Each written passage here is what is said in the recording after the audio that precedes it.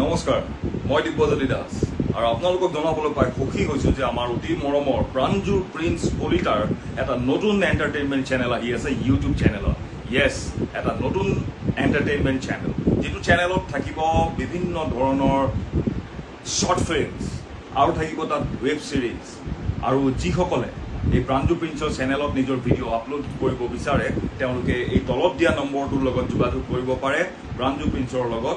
আৰু তেওঁৰ লগত যোগাযোগ কৰি যিসকল নতুন এই লাইনত সোমাবলৈ বিচাৰিছে, অভিনয় জগততে হওক বা ফিল্ম মেকিং জগততে হওক, তেওঁলোকৰ নিজৰ শ্বৰ্ট ফিল্মছবোৰ প্ৰাঞ্জু প্ৰিন্সৰ এই চেনেলটোত, এণ্টাৰটেইনমেণ্ট চেনেলটোত দি তেওঁলোকে আপলোড দিব পাৰে।